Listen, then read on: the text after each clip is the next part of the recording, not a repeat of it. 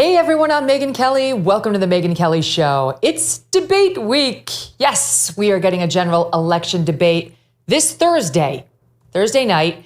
The 2024 campaign is officially on. Yeah, it's been on. I realize that, but this is it. I mean, this is in earnest. All that other stuff we did was just build up. As, you know, what else was there to talk about other than who's going to take over as the leader of the free world? We've got so much to discuss today. I've been off for a bit, as you know, went on vacay with my family. We went to Scandinavia. We went to Sweden, Norway, and Denmark, a place I've never been before. And it was very eye-opening for me. More on that later. But we have a first-time guest on the show next hour, not a first-time interviewee of yours truly, my old pal Jonathan Turley of Fox News. He teaches at GW Law School, George Washington University Law School. But he's going to be here. He's got a new book out, and we'll discuss that. It's on free speech, plus the latest on the Trump trials and the Supreme Court decisions we expect this week. But we begin with Victor Davis Hanson, author of The End of Everything, How Wars Descend into Annihilation. Go buy it if you haven't yet.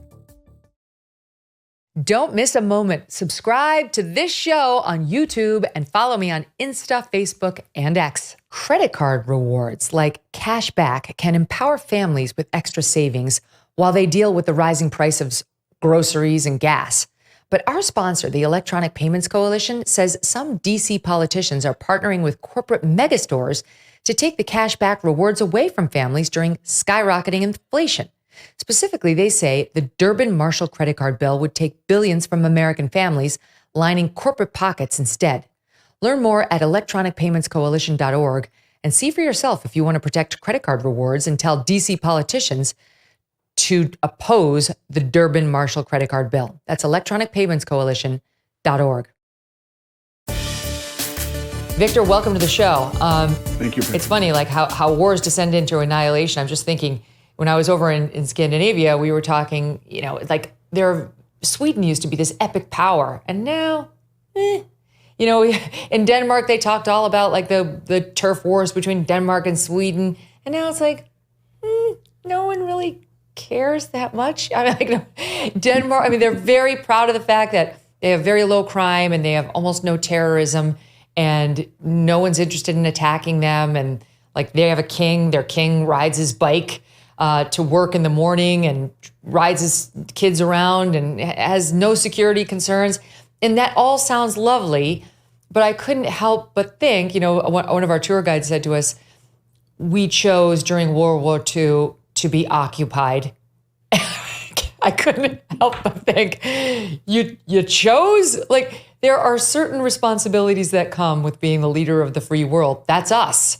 And we weren't really able to sit out World War II. And the truth is, the reason they're not speaking German there is us. And it's just a very different way of life and very different upsides and downsides to the way these countries have come to where they have. You're an expert on all this stuff, so I'd love to get your take. Yeah. Well, I'm Swedish, so I have my father's side, we're all Swedes. I heard you talking about that on your podcast the other day.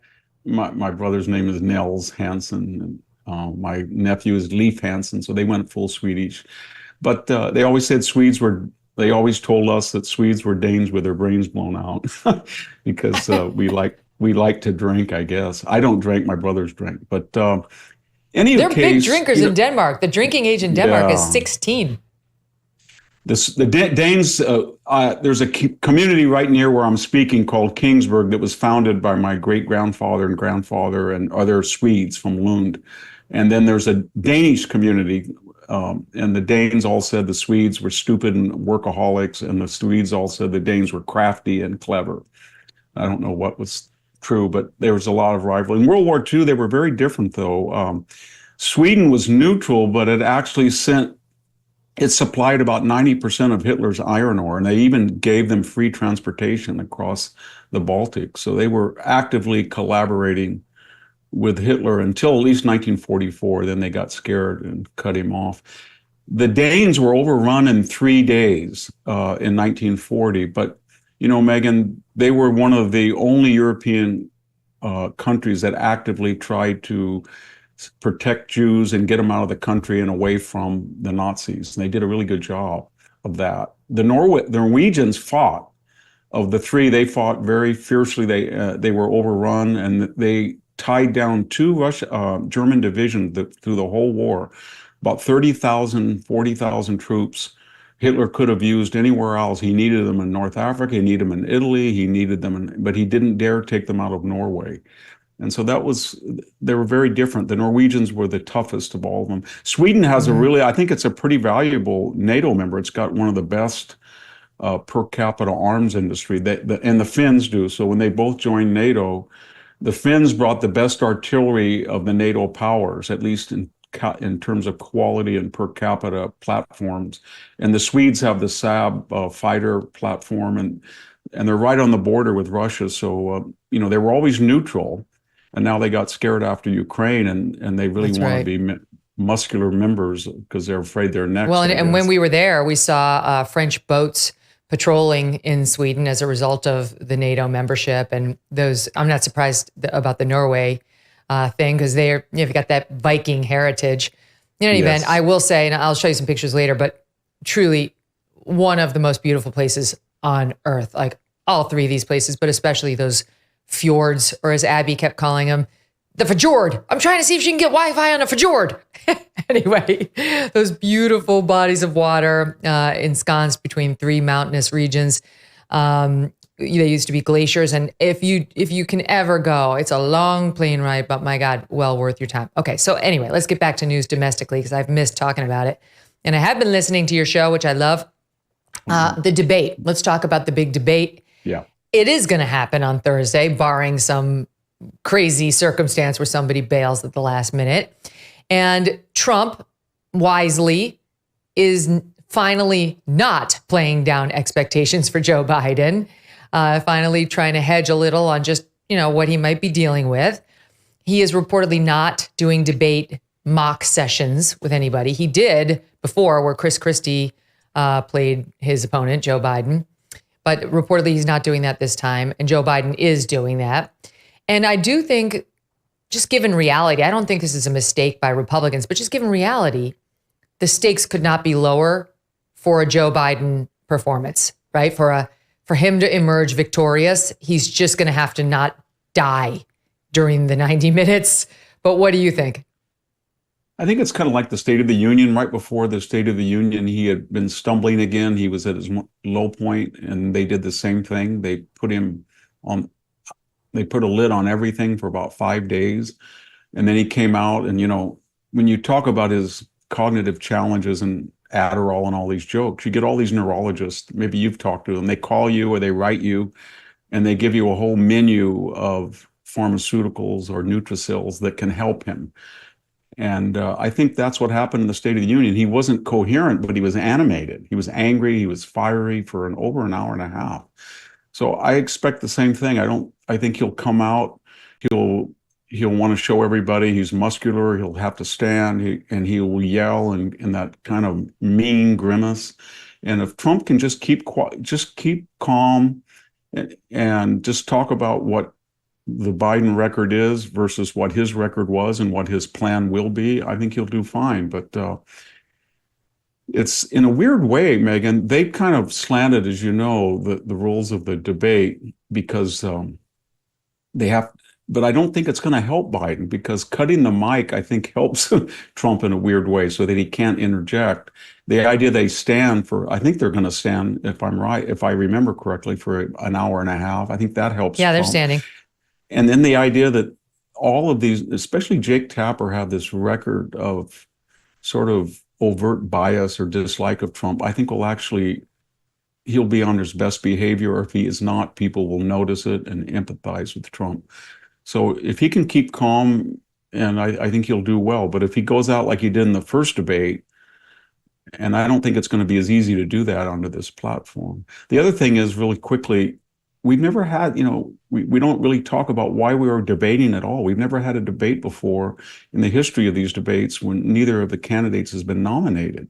And it's obvious that this is some kind of stress test for Joe Biden that if he doesn't do well, there's going to be talk that he'll get off the ballot, and they'll be able to have both the convention and put another person's name on most states in time. Whereas if he had debated in October, it would have been too late. So the pressure is on Biden, but it's kind of self-induced by his own party. Mm-hmm.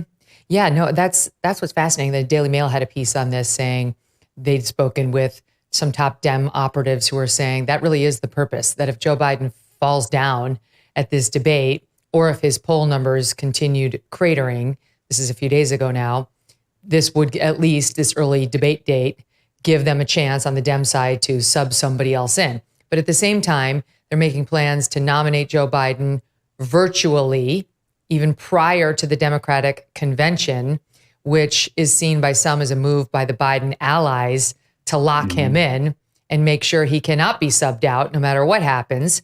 I am fascinated to talk about what's happened in the polling since I was last on the air live 2 weeks ago, because there has been some erosion for Trump with independents in the wake of that conviction.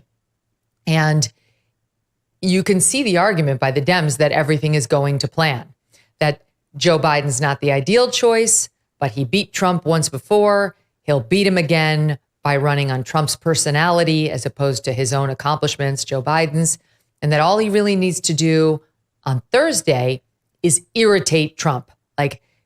Just keep poking him, because Trump's goal is to try to, maintain some sense of dignity and strength, but not pettiness.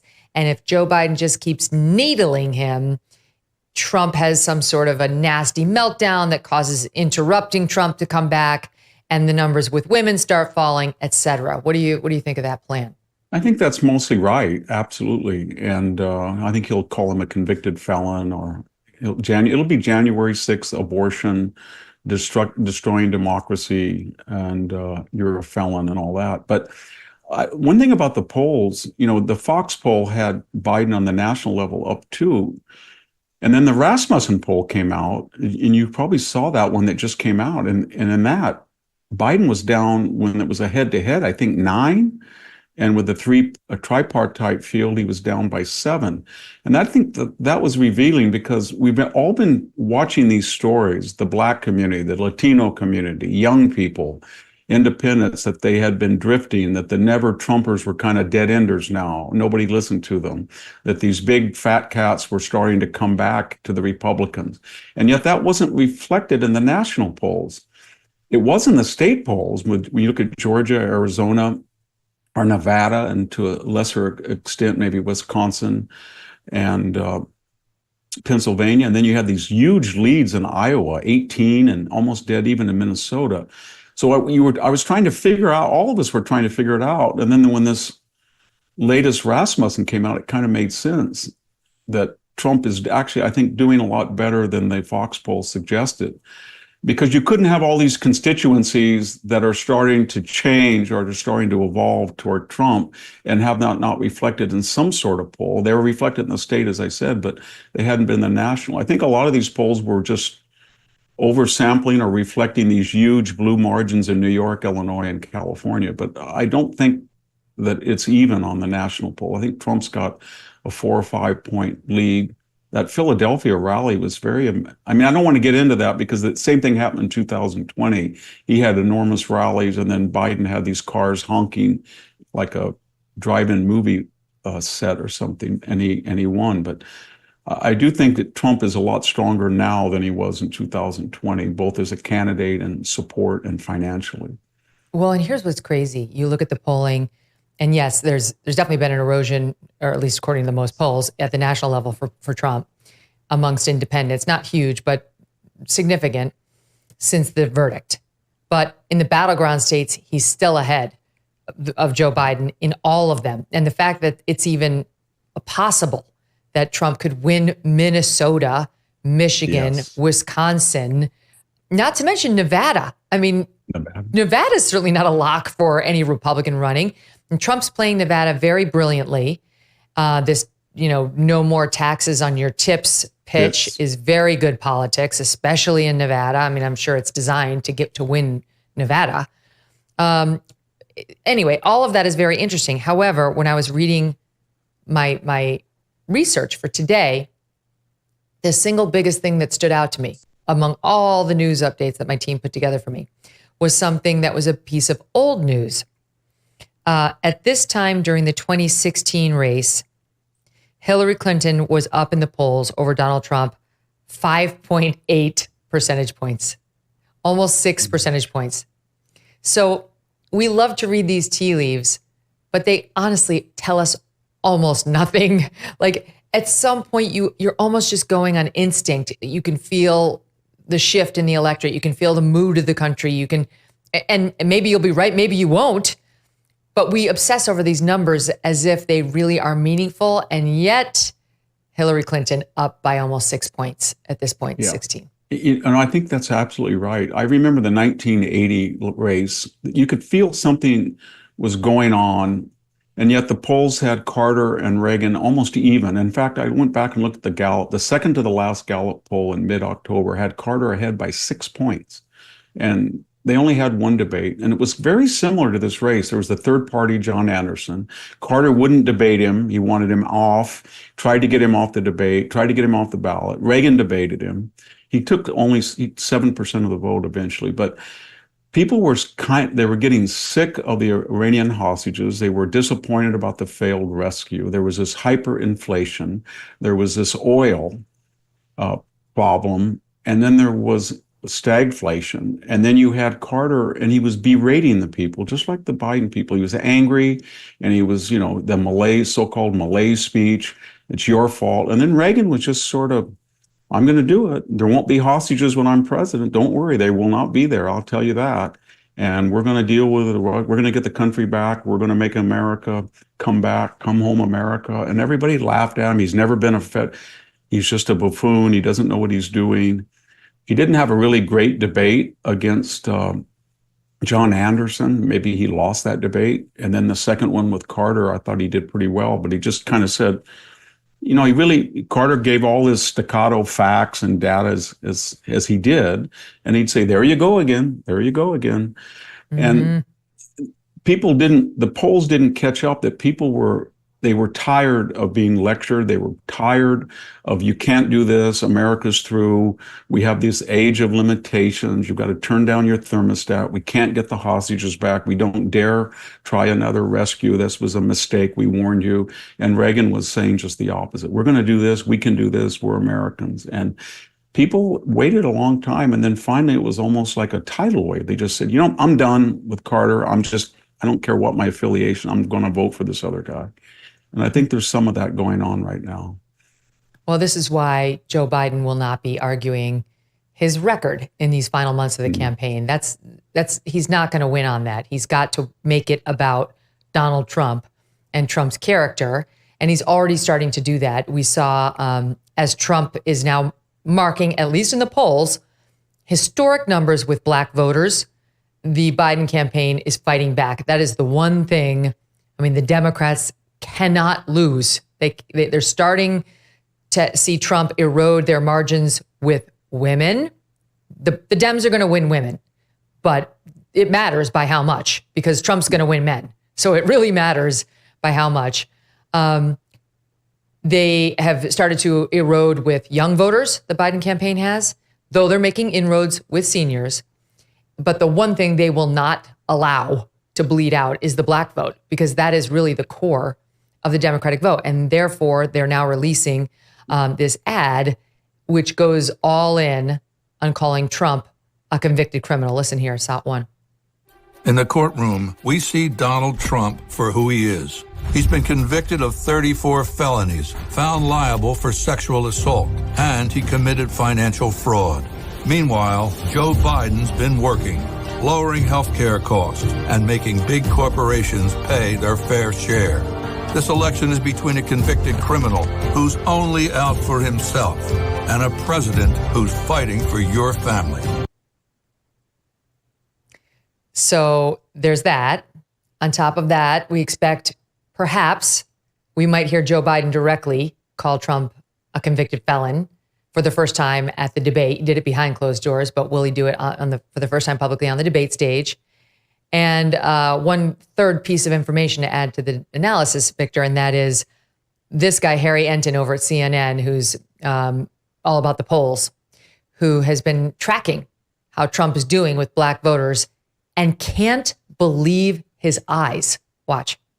I keep looking for this to change, to go back to a historical norm, and it simply put has not yet. I keep looking for signs that this is going to go back to normal, and I don't see it yet in the polling. Look at black voters under the age of 50. Holy cow, folks. Holy cow. Look at this.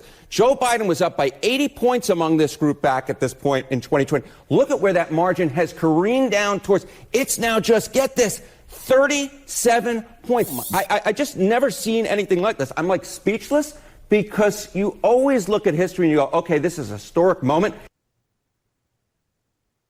So, to your point of you can feel something happening, I mean, you can feel something happening with black voters, and that one is being reflected in the polls, and it's causing a panic among Team Biden. Yeah. I'm not sure that commercial works, though, because 60% in most polls feel that the prosecutions were somewhat politically tainted or a lot politically tainted. And then about 50% think the Biden family is culpable. So when you have him with his picture as a convicted felon, there's going to be a lot of people who say, yeah, but it was political. And even Robert Hur, to the degree they know about that, said he was culpable. And there's going to be a disequilibrium in how the law is applied. And if that's part of the package to appeal to young black men, and they see that Trump with this convicted felony and the Biden is kind of lording it over, I don't think that's going to work either, because they feel that a lot of the social justice system is weighed in certain ways. And I don't think that's a wise strategy. It brings the larger question, though, Megyn. You can see that he doesn't have a national unity, and you mentioned the issues, but he doesn't say Americans like what I did in the border. Americans like the inflationary or the Inflation Reduction Act. Americans like what I did in Afghanistan. They like I'm pulling away from Israel. They like that we're more sensitive to crime and we're not just going to fund the police. I don't think he's going to, as you said, he's not going to run on that. So in lieu of that, besides the negative campaigning, he's sliced up the electorate, and he's saying, well, I can still win. I can give the public purse to student loan amnesties. Then I can give amnesties. Then I can drain the Strategic Petroleum Reserve. Then I can work with Obrador to police the border better. Then I can job on the Fed so that they're going to lower interest rates. Then I can give amnesty for this particular subset of illegal aid. And I'm going to, the student loan, all of that together will give. I don't think it works. I think the more that he does that, people say you're doing this for your own political agendas at the expense of all of us, because they all have downsides, that particular pandering. But that's what they're doing. Instead of just saying, I'm going to win over the majority on what I did and what I'll do, it's, I'm going to give this group and that group and this group and these people and those guys something right before the election that I would never do before any other time except this year. The black vote is absolutely critical, obviously, to Joe Biden's reelection, and Harry Enton wasn't kidding around. Biden has dropped among the women, as I pointed out, but he's really slid with the black and the Hispanic women, which, I mean, I can just imagine them having to deliver that news to Joe Biden. You are losing the very core constituency you've always counted on and always believed you could take for granted. He has fallen, Joe Biden, 18 points with black women since the 2020 election. 18. He has fallen 12 points with Hispanic women since the 2020 election. Kellyanne Conway saying days ago, the reason is Joe Biden and the Democrats seem to only talk to women from the waist down. I've never heard it put so well. Yeah, that's true. And that's also a stereotype to say women understand inflation better than men because they tend to do the shopping or they are more sensitive to grocery prices. And that's true too.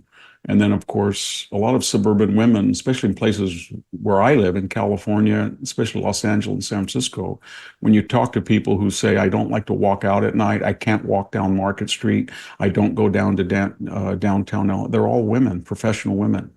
And I think there's a lot of them that think Joe Biden and what he represents had a lot to do with the destruction of the safety and security in urban America. That'll help a little bit. But the other thing is, Joe Biden always does better when, as all candidates, but especially him, when he's even or a little ahead in the polls. And then he feigns that I'm an old Joe Biden from Scranton, Uncle Joe. But when we saw him in the primary and he was down, that was when you started to hear corn pop and hey fat and lying dog-faced pony soldier, or when he feels that the MAGA is starting to increase, you get that Phantom of the Opera speech about semi-fascist, ultra-MAGA, the screaming at and if Trump can at least seem like he's ahead and put Joe Biden on the defensive, and then they're telling Joe Biden, you've got to go after Trump. You've got to go after his criminality, supposedly. You've got to go after his business. You've got to go after his crew. Then that's where he does not do well, because you look at that face and it gets contorted. He grimaces. It's almost reptilian. He gets really angry. And that's what I think that turns off people just as much as his cognitive lapses and hiatuses. Is when he gets angry and he's mean. He looks mean-spirited. You know what I mean? And that's when he gets confused too. The angrier he gets, that's when he starts to have these word salads that you can't translate. But if Trump keeps Tom in the debate and Biden feels that he's got to do something or go after, and then I guess what I'm trying to say, he was never Uncle Joe from Scranton. He was always had a mean streak in him, even before these cognitive lapses. I remember, he dropped out of the 2008 race because he said Barack Obama was the first clean black. And then he got angry in the 88 race about all the plagiarism and lying about his education. And he always got angry. And I just don't, I'm not underestimating. He did beat Paul Ryan in a debate, but that was a different Joe Biden. He probably beat Sarah Palin in the debate earlier, but that was a very different Joe Biden. And even very different Joe Biden. Yeah, and I think if they Trump raised that issue with Paul Ryan. He spoke with our pals over at the All In podcast, and he raised this point. He was raising the expectations on Joe Biden's performance because he doesn't want people to have a zero expectation of Biden. And he mentioned that thing with Paul Ryan. Take a listen to SOT 3. You have a prediction for the debate next week? What's going to happen? Well, all I can say is this. I watched him with Paul Ryan, and he destroyed Paul Ryan. Paul Ryan with the water. He was chugging water at a left and right. I didn't think a human being would be able to drink so much water at one time. And he beat Paul Ryan. So I'm not underestimating him. It is what it is. I assume he's going to be somebody that will be a worthy debater. Yeah, I would say. I think okay. I don't want to underestimate him. Very smart. By the way, here's a bit of that debate he's referring to between Joe Biden and Paul Ryan. It has never been done before. It's been done a couple of times, actually. It has never been Jack done Kennedy before. lowered tax rates, increased growth. Ronald Reagan. Now you're Jack Kennedy. Ronald Reagan. With all due respect, that's a bunch of malarkey. So as you point out, though, Victor, Joe Biden, he's not even the same man as he was since 2020. Never mind back when he was debating Paul Ryan. It's just I don't think he's capable of that. No, he's not. He could, and that All In podcast, I watched that. Joe Biden couldn't do that for 5 minutes. And those guys would never have voted for Trump in 2016 or 2020. And when I looked at I was curious. I didn't realize the last 2 months Trump has either matched or exceeded the Biden fundraising. A lot of it came from the conviction, but there's just things that are so different this time around. And you've got tech people and capitalists that don't like Trump personally and felt that it was socially taboo, kryptonite, even to mention you were going to vote for him. And now they're openly coming out and saying they're going to vote for him and they're going to give money to him. Yes. And that's new. That's a lot. That's new. And it's because they look at this as an existential vote. They don't look at the personalities. These tech guys and a lot of very wealthy people, especially never Trump Republicans, they say, I don't really care anymore about tweets. This is an existential vote. This border is not sustainable. 10 million people is not sustainable, that we don't even know who they are. What happened in Afghanistan, turning on Israel, that's not sustainable. It's not sustainable with the crime in our downtown. It's not sustainable with the lawfare. None of this, if we vote for this, we're going to get it. There's going to be no check on it. It's going to be coming back in spades. We cannot do this. And I've talked to a lot of these guys, and I think a lot of them are not going to talk about it, but they're going to give money or vote for Trump. And I knew they wouldn't in 2016 and 2020. The other thing is, you don't really hear these prominent Republicans anymore as you did in 2020. The Bill Kristols, the David Frums, George Wills, all these guys that come out and they weigh in, and everybody says, oh my God, the traditional Republican, everybody, they either have embarrassed themselves because they either have to vote for this nihilistic, destructive agenda that we've suffered through the last 3.5 years, or they've gone full Democratic. I mean, they're no different than the left. And so that's different. That wasn't true before. People listened to them. They said, wow, these were the stalwarts of the conservative movement, and they can't vote for Trump. So there's something in the air it's different this time around. And a lot of it will depend on these, I suppose, Jack Smith, and if we have some startling new indictment or conviction, or Alvin Bragg tries to put him in jail. But even then, history shows from these convictions that it does not hurt Trump, and occasionally it helps him. So you're making such a good point. I saw just this morning on X, I think it was Stephen L. Miller who posted a Bill Kristol then and now side by side. Bill Kristol, who you point out, you know, editor of the Weekly Standard, formerly used to be a god of conservative thought and became a never Trumper to the point where now he's completely crossed over.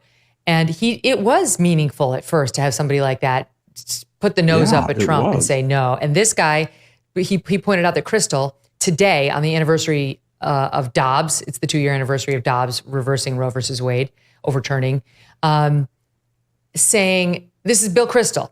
Okay, the conservative stalwart formerly, saying, this is how Democrats should play it today. That Trump is directly responsible for the overturning of Roe, taking away the constitutional right to abortion and so on. And of course, he puts next to it a screen grab of Kristol with a headline of his own in an earlier writing, Roe must go. They have no credibility with conservatives or right-leaning voters anymore. And the whole, you don't have to be a Politico to know that names like Steve Schmidt, Nicole Wallace, Bill Kristol are lefties now. They don't speak for conservatives. No, they're not conservatives. In 2016, Bill Kristol was pontificating that he was going to help pick, remember, a third-party candidate. He even mentioned people like David French. He thought he had that influence. In 2020, he was saying, I'm a real conservative, but Joe Biden is a decent guy, and he's going to unite the country, and he's moderate. And all of that fell apart. And now all he can do, and he reflects a lot of the subsidies that go to the platforms he works on, the Bulwark, for example, a lot of left-wing money goes there. But they're not conservatives. And when they start to tell people what to do, everybody who thinks that follows them or used to follow them say, wait a minute.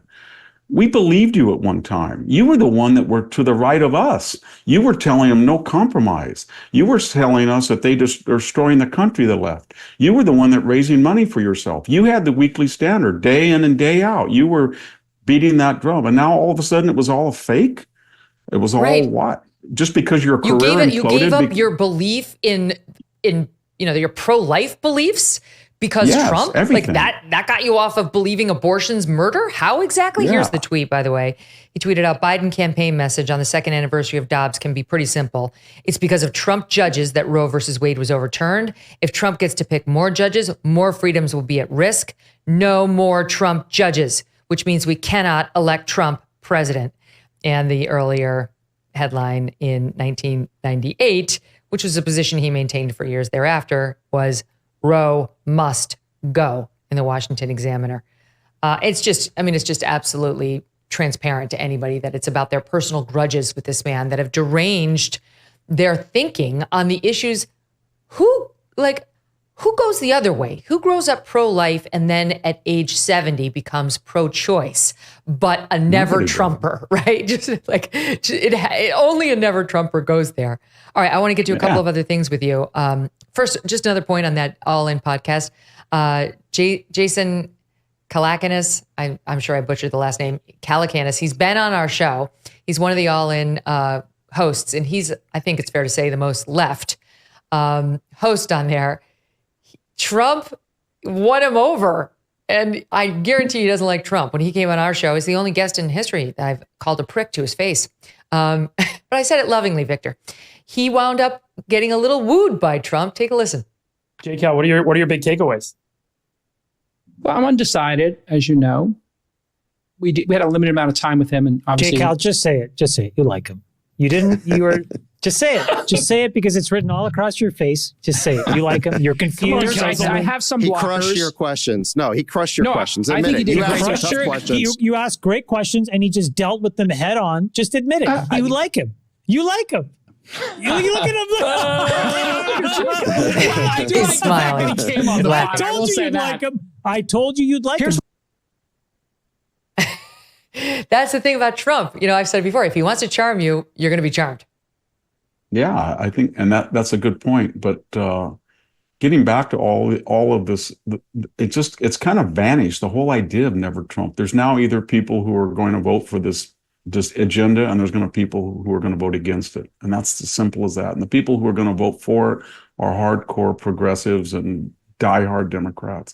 And Bill Kristol. Another thing is we never talk about, but if you and I had this conversation in 2016 or 14 or 12, you would be asking me, or I would be commenting back to you, did you see what Bill Kristol wrote in New York Times? Did you see what George Will wrote in the Washington Post? Did you see what David Frum said the other day? Did you see what Jonah Goldberg said on Fox? And that's all gone now. It just vanished. Yeah. And I think a lot of this animus and invective and virulence comes from the fact they think, what happened to me? I was at the zenith of my conservative career. I had grants, I had money coming in, I had foundations. I'm John Bolton. I had a huge PAC. And all of a sudden, that guy did it. I was principled, I was idealistic, and he's a scoundrel. And I couldn't make people. They're all suffering from false consciousness. And now Donald Trump destroyed my career, and I'm going to get back at it. And that's how that's kind of reductionist, but that's how I think what happened. I totally agree with that analysis 100%. This is one of the reasons why, you know, I like some of the more, I think, reasonable voices on the right who definitely don't like Trump, but are able to analyze his policy soundly and fairly. They don't like him. You wouldn't look to them for advice on whether Trump's a great person necessarily, because they're not objective on him, but they can analyze his policies. But the people you mentioned are not in that boat. Okay. Let me take a quick break and we'll come back. We've got to talk about this other incident in the media talking about these illegal immigrant crimes. These illegal aliens are here murdering and raping 12 and 13-year-old girls. And I'm sorry, it's a new low even for them. MSNBC is laughing about it. We'll show you the clip next. Do you owe back taxes? Pandemic relief is now over. Along with hiring thousands of new agents and field officers, the IRS has kicked off 2024 by sending over 5 million pay-up letters to those who have unfiled tax returns or balances owed. Oh, joy. Don't waive your rights and speak with them on your own. Tax Network USA, a trusted tax relief firm, has saved over $1 billion in back taxes for their clients, and they can help you secure the best deal possible. Whether you owe $10,000 or $10 million, they can help you. Whether it's business or personal taxes, even if you have the means to pay or if you are on a fixed income, they can help finally resolve your tax burdens once and for all. Call 1-800-245-6000 for a private free consultation or just visit tnusa.com/Megyn. So, Victor, before we get to what happened with these illegals, want to spend a minute on Trump and the Veep stakes on the Republican side. Trump telling NBC News at that Philadelphia campaign stop where he just got tons of crowds and so much enthusiasm.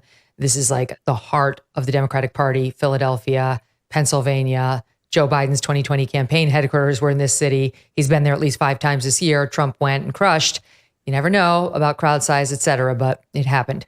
Anyway, he told NBC in Philadelphia, he has decided, quote, in my mind, who he will make his vice presidential running mate, and says the person most likely will be at Thursday's debate against Joe Biden. By the way, we will be doing live coverage of that debate right here on Megyn Kelly show, youtube.com/Megyn Kelly, if you want to see our live reaction right after. Now, there is a report in Puck News by Tara Palmieri that the Veep stakes on the Republican side has turned into a proxy fight between Tucker Carlson and Rupert Murdoch. That Rupert wants more establishment types along the lines of maybe a Doug Burgum, that he would be fine with Marco Rubio. His number one love is Glenn Youngkin, governor of Virginia. And Tucker is good friends with, I can confirm, J.D. Vance. And J.D. Vance is ready to accept the America First baton from Trump in a way, arguably, those others are not. And the reporter makes the point that this is why this sort of proxy fight, we've seen some Murdoch publications not so kind to J.D. Vance, not hugely fans of him, apparently. And it did remind me of this exchange that made headlines the other day where Bret Baier had on J.D. Vance, and this is a completely fair line of inquiry, but asked J.D. about his original, back in 16-15, thoughts on Trump. Watch. You know, Senator, this is an evolution, and I know you've been asked about this before, about past comments that you've made about Donald Trump. You've said, I'm a never Trump guy, never liked him, terrible candidate, idiot if you voted for him, might be America's Hitler, might be a cynical a-hole, cultural heroine, noxious and reprehensible. Those are things that the left is going to come after you, and they're probably going to be put in ads should you be chosen as the VP pick. How do you deal with them now? Yeah, well, I think the simple answer is you've got to respect the American people enough to just level with them. Look, I was wrong about Donald Trump. I didn't think he was going to be a good president, Brett. He was a great president, and it's one of the reasons why I'm working so hard to make sure he gets a second term. I think you should. When you're wrong about something, you should change your mind and be honest with people about that fact. What do you make of it, Victor, and whether this is a proxy fight and whether J.D. Vance could still be chosen, notwithstanding calling Trump America's Hitler? Well, it works both ways. The left was, and when he said that about, I know J.D. a little bit, but you remember he had just done this book about growing up in Appalachia, Hillbilly Elegy or whatever, and the left loved it. They loved it because it wasn't just empathetic to the working class. It was also self-critical. And self-critical of pathologies that made people in Appalachia stuck in poverty. And the left then thought, and then they kind of canonized it. It was a bestseller. They made a movie out of it. They just embraced him. And in that period, I think he reflected that. And then when he started to change a little bit in 2016 after that, they just turned on him. And they despise him now. And I think he was wrong. And I remember talking to him in that period at one point. I met him, and the first time I met him, and he was very polite about it. He just said that he disagreed with Trump. He didn't like him. I didn't know he had called him the other things, but it's always better to be transparent. On the larger, and I think he's doing that, but Bret Baier is exactly right. They're going to have a lot of tough commercials about that.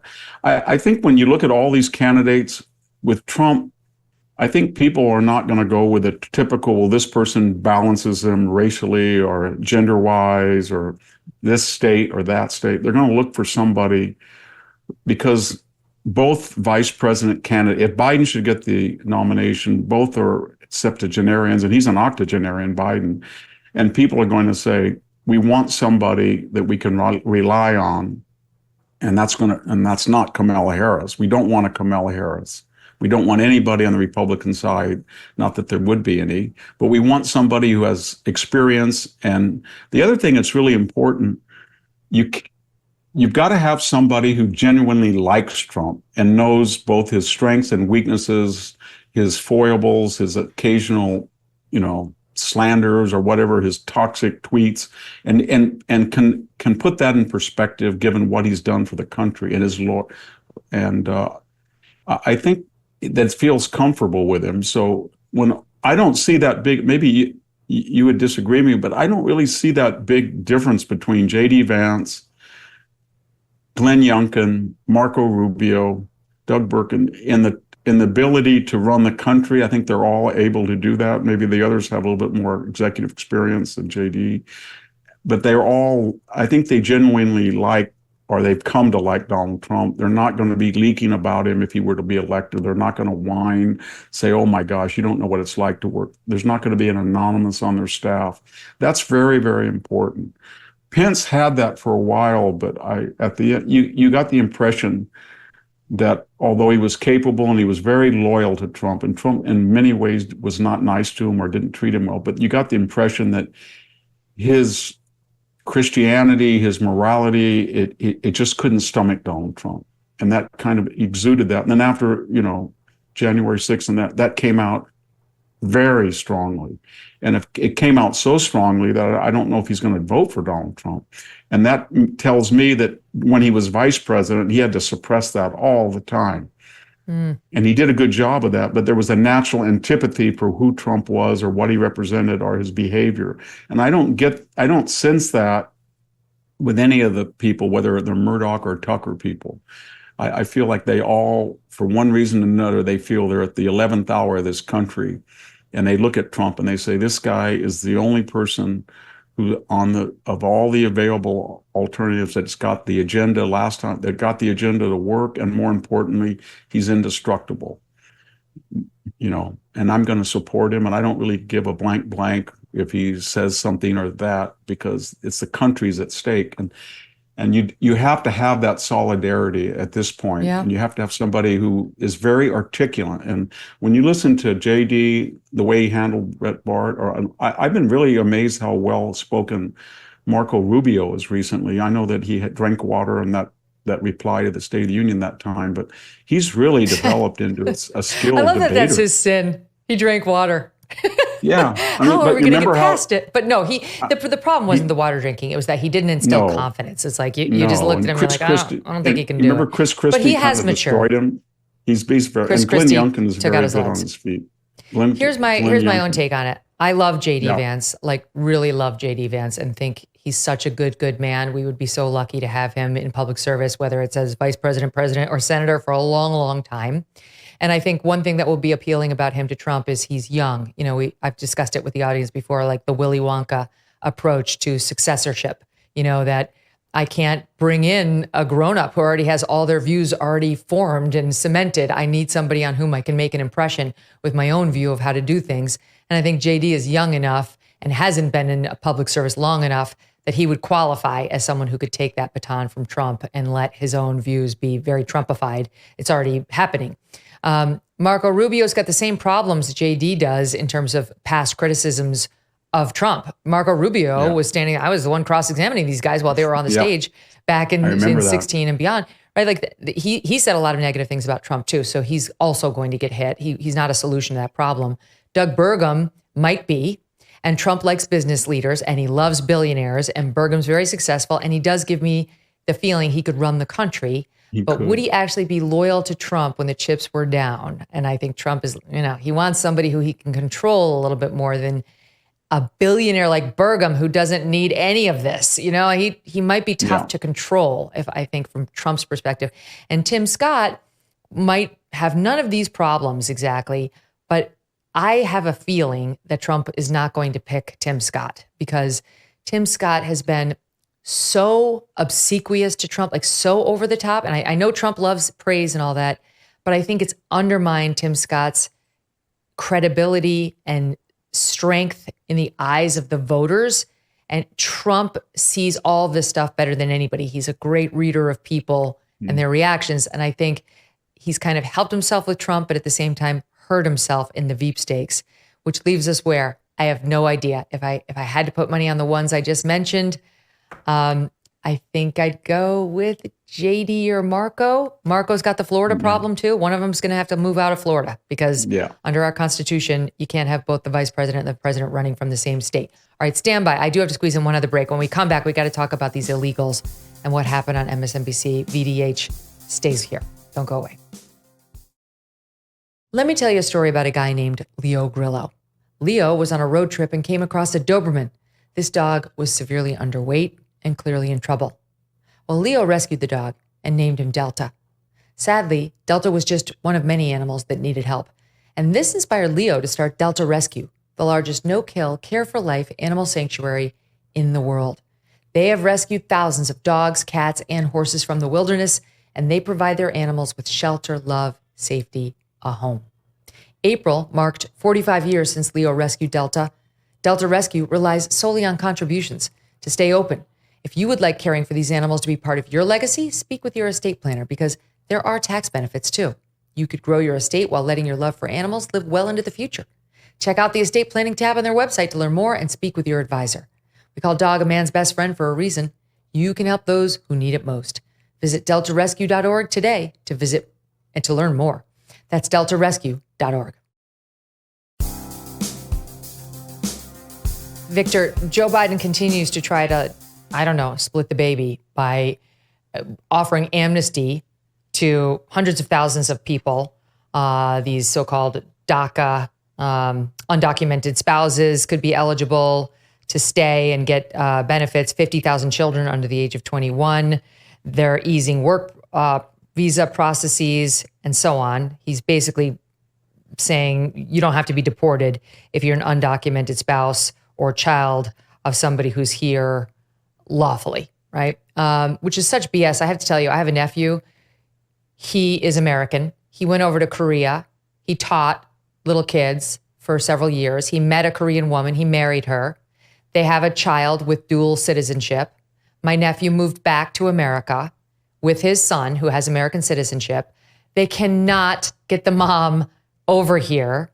Of course, they're doing it legally, but they can't. She wants a green card. She wants a permission to work here. She's a lawyer. She can't get in.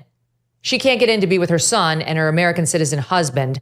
But these illegals can, because Joe Biden only favors those who do things unlawfully. You have to break the law and then seek amnesty, and then that makes you somehow more sympathetic. Anyway, he's doing that. At the same time, he's trying to sound hawkish on the border and coming up with all sorts of new rhetoric on how he's going to crack down with these executive orders, which are utterly meaningless. All right, against that backdrop, because this is a massive campaign issue, we see not one, but at least two, and there are multiple crimes that have happened against young girls, young adolescent girls over the past 2 weeks. But I'm just going to take two in the news, which Trump is just crazy if he does not bring up at this debate. Someone needs to answer for what's happened to these young girls. It's like what happened to Lake and Riley. Marjorie Taylor Greene said, say her name at the State of the Union. Somebody should say that at this debate. It needs to be Trump. In Houston, Monday, June the 17th, Jocelyn Nungari, age 12, was murdered.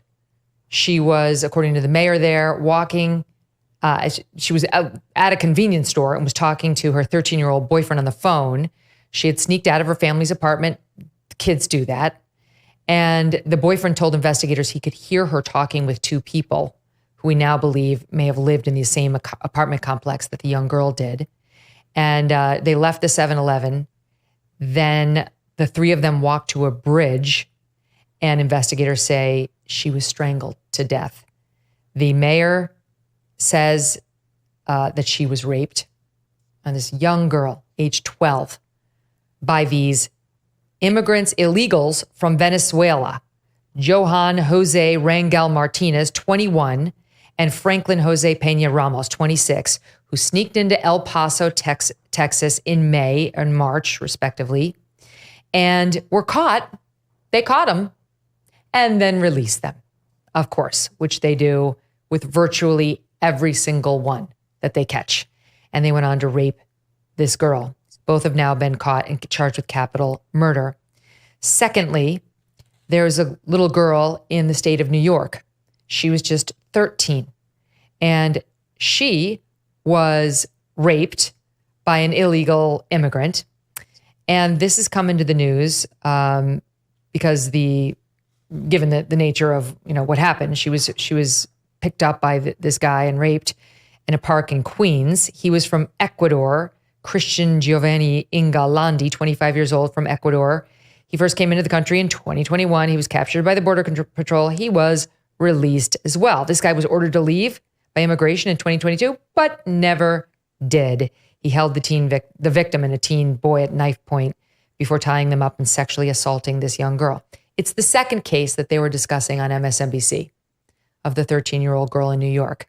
Joy Reid and her guest, Pramila Jayapal, Democrat from Washington, member of the Squad. And the reason they think the rape of this young 13-year-old girl is relevant is because Fox chose to headline it. And headlines like Fox's are what's leading people to wrongly, on the Dem and Republican side, want deportations of illegals now. It's not the rapes and the murders. It's the misleading Fox headlines, which wasn't misleading at all, or just the headlining of it at all that has them upset. Look at this clip. Soon, Biden announces legal protections for undocumented spouses of U.S. citizens. CNN's banner said Biden announces new protections for some undocumented spouses. Here was Fox's banner: migrant arrested for raping 13-year-old New York City. Yes. And so I think that's part of the problem, right? Exactly. Is that you have That's a lot part of the fear-mongering. They're able to laugh about it, Victor. They think it's kind of funny. It's so funny, the fear-mongering. Tell it to this little girl's father, last point, who said to the New York Post, "It turned my world upside down. The healing process has yet to begin. My mind is really swirling with all of the anger I have right now." When asked about his daughter's state, he simply replied, "You can't even imagine. Let's just leave it at that." But they think it's funny over at MSNBC that they chose to highlight her condition at Fox News. Yeah, this goes on. I wrote a book, Mexofornia, 20 years ago, and it was happening then. And I got really criticized for it because they said, "You're an alarmist. It's not that bad." But these people, Joy Reid is a multimillionaire. She's protected by her zip code, her influence. Same thing with the Squad. Same thing with Kamala Harris. Same thing with Joe Biden. Same thing with Nancy Pelosi. Same thing with Gavin. All the architects or Chuck Schumer of these policies, it's all predicated on one thing. They live in areas, or they associate in areas, or they have resources that this doesn't happen to them. It never happens to them. And it's not just the murders, which is horrific. It's the assault. It's the rape. And, where I live, Megyn, we had the cartels execute 5 people last year. They went into a house and just wiped them out. And when I go, it's the little things. I pick up the Fresno Bee every day, and there's a hit and run with horrific traffic accidents, and the person leaves the scene of the accident. It's a mess. Half the accidents in Los Angeles County, the perpetrator leaves, the responsible party leaves the scene. And if you lived on my boulevard and you drive to town one day and you see 15 people stripped down to their boxer shorts and SWAT teams are there, and then you ask them later what happened, well, it was gun running, it was trafficking, it was drugs, they're all illegal. And then they're all back. Or if you're walking on your property and you turn around, you turn a corner and you've got a freezer, you've got car seats, and you've got a ton of trash, and it's all in Spanish. And you ask yourself, this is an environmental desecration. You call the authorities, and they say, "Don't call us. Don't call us." So what I'm getting at is all of the fallout from this insane policy of open borders falls on people that these elites who were the architects never experienced, and they don't care. They're very callous, cruel people. They don't care about the detritus and the damage that they do to other people. And the problem is, when you have an ideology where an immigrant says to themselves, "I'm going to intentionally, the first thing I'm going to do is break the law by illegally entering the United States. The second thing I'm going to do is illegally reside in the United States. And the third thing I'm going to do illegally is find some type of ID or illegal means to perpetuate what I had done prior." then that creates an ideology, a mentality that I am protected, I'm exempt. For whatever reason, these crazy Americans will punish the legal immigrant, they'll make it, but not me. And therefore, if I have if I have a used dryer, I'm just going to go out in the country and dump it. If I go to the local supermarket and I have 6 different EBT cards or WIC cards, that's fine. Or if I'm going to drive and I happen to hit somebody, I'm just going to leave the old clunker and take off. It creates a mentality, and everybody understands that. And Joe Biden, the fact that he created this surge with 8 to 10 million people, and only now as his election looms is he even trying to do something, both pandering and then feigning that he's trying to close the border. But it reflects about this amorality of these people. They don't care. They don't care about anybody but their own little sense that I am progressive and I am so nice to people and I'm compassionate. But I've got to show you the next soundbite, because that's exactly right. Simone Sanders is a woman who worked for Bernie Sanders when he was running, and then went on to work for Joe Biden's reelection, and then for the White House for a stint, and now hosts her own show on MSNBC. They're over there talking about these cases, how, illegals murdering Americans. And she doesn't like the use of the term illegal. Look at this. What are they doing now? Which people? The folks, the 11 million, 20 million, whatever you want to deport. A lot of them are committing crimes like murdering the 12-year-old girl in Houston. In fact, so that's we're very one, concerned about that. Out of 11 million. What is the difference between an illegal immigrant who unfortunately engages in that activity? And we don't like that. I want to be clear. We don't use the term illegal. So yeah, we don't, undocumented individuals. That's sweet. They're illegal aliens. Undocumented.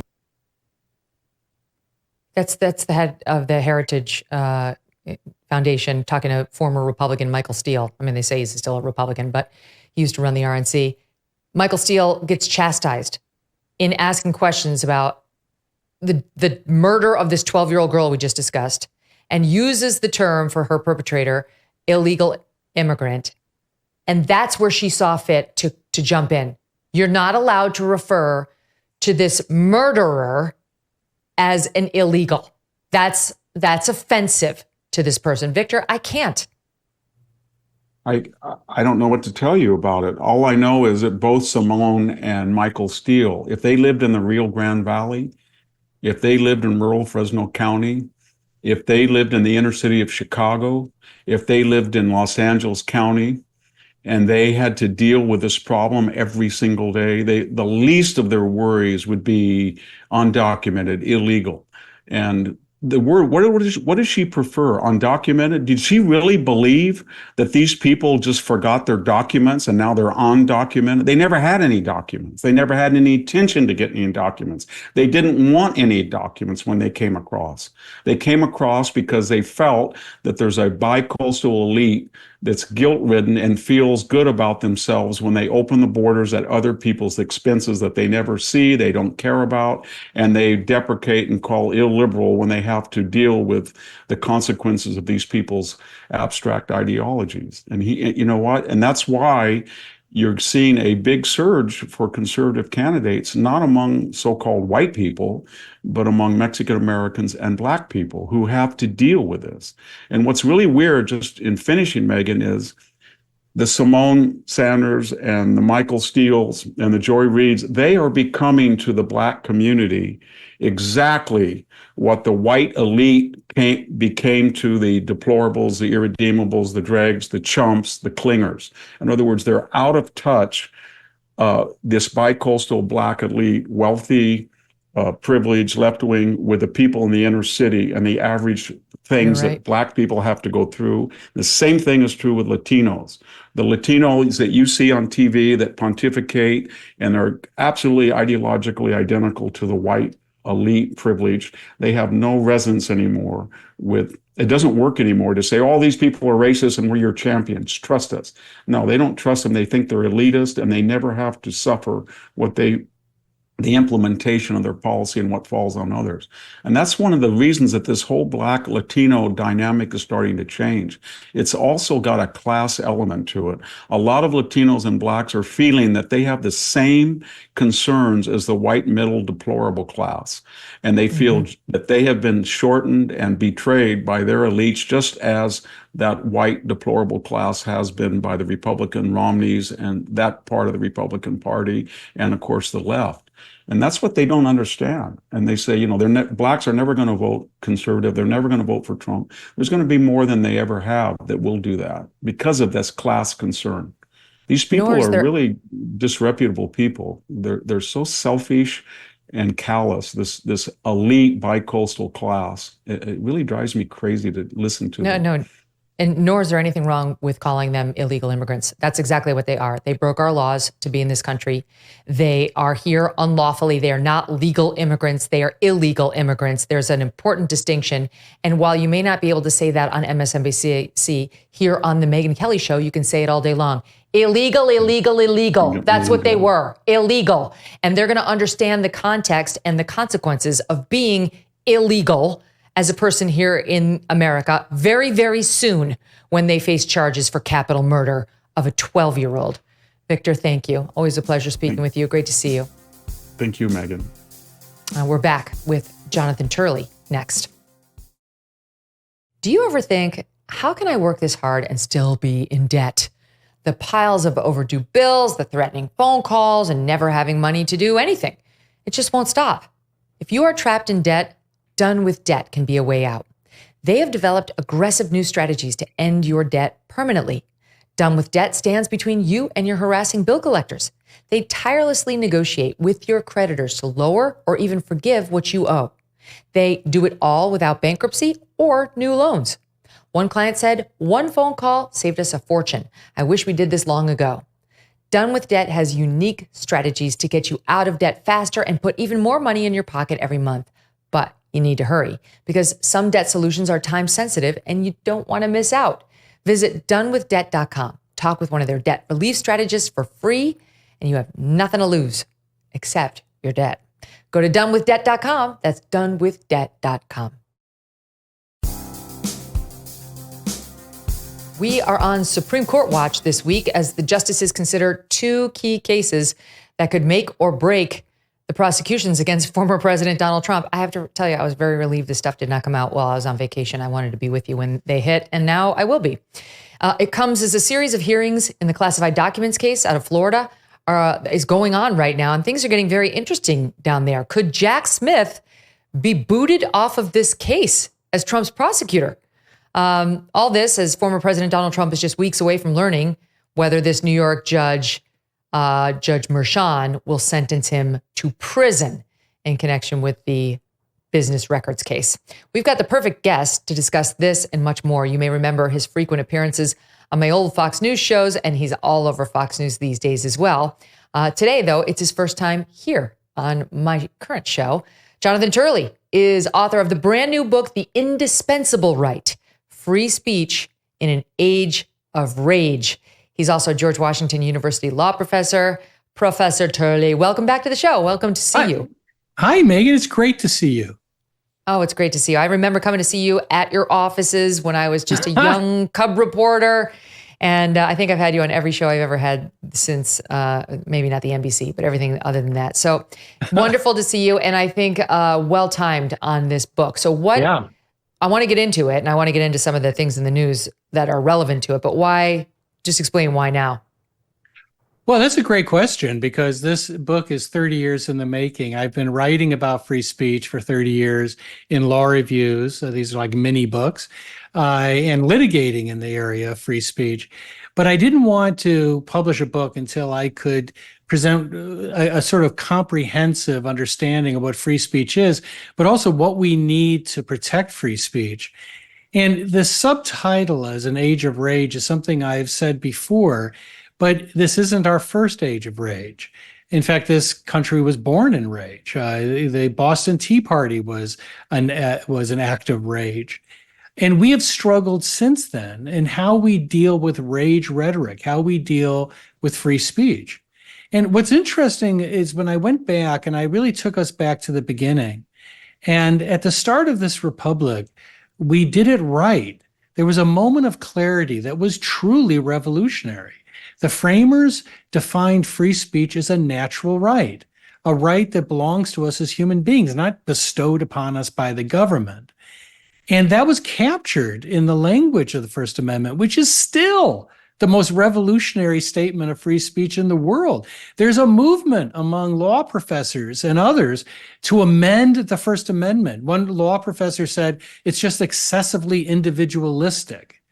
And this movement's gaining steam. In fact, when my book was released, 2 anti-free speech books were written by law professors saying that we have to get away from rights because these rights are interfering with what we want to do for social and racial justice. Well, that's the fight that we are going to have to bring. That is the opposition we face. And what happened early in the Republic is that clarity was lost within a few years as U.S. judges re-embraced the sort of British Blackstonian view of free speech, that it's something that we only tolerate when it's to the advantage of the democratic system. And that allowed for endless trade-offs and the denial of free speech. And so today we are living, in my view, the most anti-free speech period in our history. Joe Biden is the most anti-free speech president since John Adams. But we are facing an alliance now of media, corporations, academia, and Congress and the government that has never assembled before against free speech. And that's what makes it so dangerous. I couldn't agree more on every word of that. I want to get into what's happening to Trump, but you mentioned academia, and this is a good headline to kick it off. Something extraordinary happened, even for Harvard. Out of Harvard, just today, this is breaking via Forbes, the Harvard dean, Lawrence Bobo, a Harvard dean, he's the dean of social science over there, and he has written that any faculty who criticize the university too severely should be subjected to sanctions. Now, this guy happens to have been one of Roland Fryer's biggest critics. Our audience may remember Roland Fryer was the black professor at Harvard who dared to go open-minded into the question of whether police really are guilty of bias in their interactions with black suspects, in particular when it comes to shootings, and concluded that there's not evidence of that the numbers just don't support it. And he soon thereafter lost his funding for his research lab at Harvard. They blamed it on some false Me Too allegation that was trumped up against him. It was obvious. And he was ruined there. He's still there, but he's been completely hamstrung, or at least he was until recently. In any event, this guy Bobo writing, it's outside the bounds of acceptable professional conduct for a faculty member to excoriate university leadership. He says, as the events of the past year evidence, sharply critical speech from faculty, prominent ones especially, can attract outside attention that directly impedes the university's function. I'm happy to report that some, like Steven Pinker, who's a more reasonable professor over there, came out and said, this is downright alarming that such a stunning argument would come from a dean who currently wields power over hundreds of professors without indicating that he would refrain from implementing his views by punishing the faculty he oversees. He's coming under some scrutiny. But to your point, Professor Turley. Absolutely. I wrote about Dean Bobo's statement on my blog. And of course, it is horrific. But it is not in any way a departure from the norm. I have an entire chapter on higher education in the book, and it details all of these circumstances. You know, in most universities, they've purged every Republican, conservative, and libertarian member of the faculty. These are self-reported surveys. And according to one, 40% of the schools they looked at didn't have a single Republican. And so the funny thing, of course, is that Dean Bobo doesn't have to worry because most faculties now run from the left to the far left. So very few people actually speak out against universities. But this is in many ways consistent with what we've seen for over 30 years. I'm a bit of a dinosaur. You know, I write in free speech and I believe in the original idea of free speech. Now it's in vogue. If you want to get published, you have to say that the First Amendment is a tragedy. Free speech is dangerous and harmful. That's how they've raised these kids. We've raised a generation of speech phobics who believe that you shouldn't have to hear opposing views. And now you have a Harvard dean that says, I could punish you for speaking out against me and other administrators. It goes against everything we believe in as academics and as intellectuals. But that is the culture now of intolerance that we live in. You write in the book, in chapter 28, the conversion of college campuses from bastions of free speech to the current ideological echo chambers is arguably the greatest threat facing free speech. Completely agree with that. Writing, we are raising a generation of speech phobics who have been taught that speech is harmful and that speech is protected according to its inherent value or costs in a democratic system. This narrow view of free speech has been embedded in the minds of these students from an early age. They've been insulated from opposing views. And I would submit, you tell me, that is what leads to a sitting Supreme Court Justice, Ketanji Brown Jackson, saying in one argument to a litigant, my biggest concern is that your view has the First Amendment hamstringing the government in significant ways. It's like, right. Your concern is totally valid. That's why it was written in there. No, it was a shocking statement. You're absolutely right, Megyn, to bring that up. And, the impact on our campuses has been chilling. I have to tell you, I don't think I'm naive, but if you had asked me 30 years ago when I started to teach whether higher education would ever be this intolerant, this orthodox, I would have said you were crazy. That's not why we went into teaching. But I don't feel as bad for people like myself. We're a dwindling number. And I've had probably the longest running cancel campaign in history, ever since I testified in the Clinton impeachment. But I really feel sorry for my students. I talk in a book, when I was at University of Chicago as an undergrad, I loved every minute of it. It was like the Star Wars bar scene. It was like every different view you could imagine was on campus. And I loved it all. I loved listening to people who I thought were absolutely insane. But I love to see how they could look at something that I was looking at and see something completely different. That is no longer the case. I mean, students today hear largely the same view from the left or the far left. Opposing views are not tolerated. People are canceled. Even a federal judge at Stanford was shouted down. That's part of this new culture, that you shouldn't have to tolerate opposing views. And the result is that they really didn't have the education that you and I had when we were able to make our own choices and look at the sort of smorgasbord of different viewpoints. Now, as I say in the book, it's a happy meal that's prepared by the faculty, and nobody's particularly happy. Yeah, right, exactly. So some of this is manifesting in the lawfare against former President Donald Trump, whose trials you've done such an amazing job of covering. I love your blog. I go there all the time. It's .org, jonathanturley.org. Don't forget, sometimes you get caught up if you do .com. And he's in it up to his neck today because down in that Florida case, the Mar-a-Lago case regarding his documents and whether he turned them over or didn't and whether he should have had them in the first place, there is some interesting stuff happening. I want to talk about whether Jack Smith might get booted, but first let's talk about the free speech angle on the docket today, because the prosecution down there is trying to gag Trump there, trying to gag him there, saying that he shouldn't be free, for example, to speak about the FBI and its raid on Mar-a-Lago because they say Trump's characterization of the FBI's policy, this is via CNN, about the use of deadly force during that search could lead to threats and harassment against the FBI. Here's their evidence, Jonathan. On Friday, the feds made a filing that said a supporter of Trump called an FBI agent and said if Trump wins re-election, agents are going to be thrown in jail. If he doesn't win, agents are going to be hunted down, slaughtered in their own homes. We're going to slaughter your whole effing family. Okay, a very clear threat. Who made it again? Some supporter of Trump. Some rando made a threat, against an FBI agent. And now because of that, they want Trump to be silenced in this case to the point where, like the New York case, he won't be able to talk about it should Joe Biden raise it in a debate, on the campaign trail, or when just trying to defend himself and be critical of FBI overreach. What do you make of it?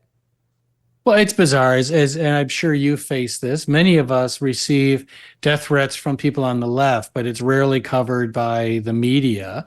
They even threatened the life of my dog, and Luna's a golden doodle, for God's sake. Who threatens a golden doodle? I can understand a Shih Tzu, but a golden doodle? Who threatens that?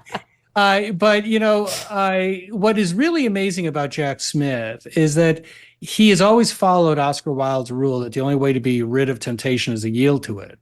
And has always been his undoing. He was reversed unanimous by the Supreme Court. He never shows any sense of restraint in litigation. And he's not doing it now. I've also written about that gag order that you described, Megyn. It's ridiculous. It is basically gagging a presidential candidate for talking about an entire department of the government, of criticizing the department. It is so far afield from what the purpose of a gag order is. And I've been a critic of gag orders for over 30 years. I've never liked them. I believe they are a limit on free speech. Hopefully, Judge Cannon is going to swat this down.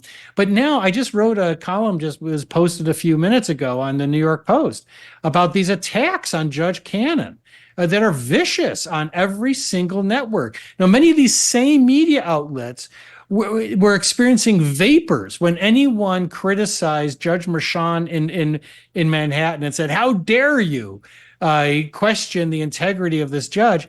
And now they are just piling on Judge Cannon because she allowed Trump a hearing on the constitutionality of Jack Smith's appointment. That's the level of hypocrisy now is really overwhelming. Mm-hmm. I know, it's dark. And then the Florida case is driving them nuts because Judge Aileen Cannon has been fair. She hasn't been overly friendly to Trump, but she's been fair. She hasn't been a Judge Merchan or a Judge Engoron, and it's driving them crazy. So we'll see. And by the way, I do want to say something to my audience. Right after Trump got found guilty in that, hush money, whatever, documents case with Stormy Daniels, there was a report, and I quoted CBS News at the time, or CNBC, and I said, this is just CNBC, I haven't yet confirmed this, saying that the gag order has been lifted. And I said, I want to find out whether that's true. And it has not been lifted. And even in the New York case, they're arguing that Trump should remain gagged, I guess, indefinitely through the pendency of his appeal. So that would take us all the way easily through the debates and the election. So in both cases, he has to just be quiet about the jury. He can't come out now like any normal defendant and say, the jury was biased against me. You're not allowed because you're Trump. Yeah, I mean, think of the implications of that. You have this single judge sitting in Manhattan with a throttle control over what the leading presidential candidate can speak in the election. And he's keeping a gag order after the verdict is in, the jury is out, and we're just awaiting sentencing. So there is no justification for the gag order, but he's just using it now gratuitously to silence this presidential candidate. That's what we've become. And I have to hand it to a couple of people on the other side that said, wow, this is pretty much out there. But most of them haven't, because you can't, as a legal analyst, you can't say anything that might be deemed as positive to Trump. So they're watching this abuse occur in Manhattan, and they're not saying a thing. And that's what we've had in higher education. We've had many faculty have written me recently about they're being attacked because of the Gaza Palestinian protests. But these same academics have been silent for 20 years as their colleagues have been fired and investigated. And suddenly they're discovering the value of free speech. You have to, unfortunately, someone has to pursue you before you realize the importance of the rule of law. When we flew back in from our vacation, we flew in from Denmark just 2 days ago, we had to go through customs, right? And we have global entry. So you go with global entry where you just look at the camera and it sees your face, and then your face comes up in front of the guard, and the guard tells you can go in or you can't. And all 4 of my family members, my 3 kids and my husband, their faces came right up. Mine, when it took the photo, it said, see agent. I'm like, oh, great. So I get in the long line to go see the agent. I see the agent. My family's through. And I say, it said to see agent. And he goes, get in the line. I'm like, I was just in the line. He's like, get in the line. Okay, I go back to the line. I get back up. I'm like, it said see agent. He goes, you need another picture. I'm like, okay, all right. Could have told me. Okay, fine. So I go, I get another picture. I go back up. This time I do cut the line because now I've been up there twice. And he's like, you have to wait. Wait until what? I don't know. Just wait. Okay, so I have to wait in the side. I'm getting frustrated. My family's waiting there. Okay. Finally, he's like, it's not in here. It's not. I'm like, what should I do? You tell me what to do, sir. He gets very angry, starts yelling at this other woman. Follow the path. The woman doesn't even speak English. She's like, what path? What path? Anywho, the bottom line, and the reason I'm telling you this story is what I was dealing with there is a man who was drunk on his own limited power. He was given a little bit of it by the TSA or whomever empowered him to be a customs agent at JFK. And he needed it. His little ego needed it. And he needed to put this other woman in her place for stepping out of line. And I guess me, because he couldn't find my face on the screen, which my son later did over his shoulder saying, she's right there. And then he had to let me through. And that's what's happening with Judge Merchan. The fact that he would try to extend the gag order past the verdict to when the jury is back home. We don't even know the jury's identity. The papers haven't been reporting it. They haven't been giving interviews. So even now, Trump can't come out and be like at this debate, it was a bunch of partisan Democrats from a place that went 87% for you, Joe Biden. That's why they did what they did. He could get in trouble on appeal. Democrats salivating every day on MS and CNN about how if Trump doesn't want jail time, he better feel really sorry about those gag order violations that he did. He needs to not do it. He needs to feel sad about it. He needs to be apologetic for saying anything about the jury and its partisan. I mean, that's what you have, a man drunk on his own power, Jonathan. What do you make of it? Well, I think you're right that in the sense that there's no reason for this gag order to continue. So he's doing it for some other reason. That gag order also keeps him from talking about Colangelo, who came from the Biden Justice Department to help lead this case. That's a legitimate issue to talk about. Now, I'm not saying that everything Trump has said has been established, but this is an election turning on, in part, the weaponization of the criminal system. And the Biden administration, these Democratic district attorneys have fulfilled the narrative. They've proven it. That's what Manhattan was. Manhattan was a raw political prosecution. We can debate Mar-a-Lago. There are issues there which are pretty difficult for the president, but Manhattan is a straight up political prosecution. Even CNN's senior legal analyst said this would never have occurred outside this district. And he was right. And of course, he was immediately shut up. But it's obvious to every one of us what is occurring. You cannot plausibly argue that case would have been brought against anyone other than Trump because it had never been brought before. I mean, they never zapped a misdemeanor like this. Not only do we have to listen to, Ellie Honig, the CNN political analyst, but take a listen to the former governor of New York, Andrew Cuomo, who sat with Bill Maher the other night and said this. The Attorney General's case in New York, frankly, should have never been brought. And if his name was not Donald Trump and if he wasn't running for president, I'm the former AG in New York, I'm telling you that case would have never been brought. And that's what is offensive to people. And it should be, because if there's anything left, it's belief in the justice system. Right? The 2 trials in New York, New Yorkers said, 66% said the justice system is politicized. And there's nobody in New York who likes Trump. And you want to talk about a threat to democracy. When you have this country believing you're playing politics with the justice system and you're trying to put people in jail or convict them for political reasons, then we have a real problem. Wow. How about that? Yeah. And, it's funny because Cuomo, I adored his father. And Cuomo is a case in the movie The Bronx Tale, they talked about wasted talent. In some ways he is. It took his own being pursued. And a lot of things that were done in the Cuomo cases I criticized because I felt that they had not given him due process. I felt that many of these cases were handled in alarming ways.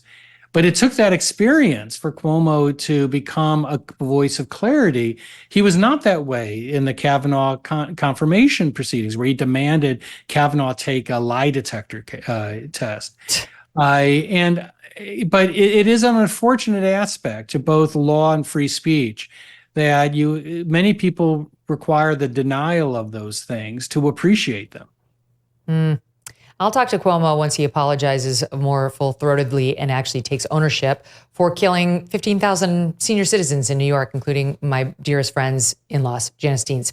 But on that point, he raised a good issue, and he's right. I mean, for him to have said that is significant because he's of the left and he gets it. And even the left is having to admit it. Judge Judy said the same to Chris Wallace over on CNN. All right, let's talk about what's happening to Judge Cannon, because our mutual friend and colleague, Andy McCarthy, has a long piece up on nationalreview.com right now suggesting Jack Smith may get booted out of this Mar-a-Lago prosecution because of the way that he was appointed.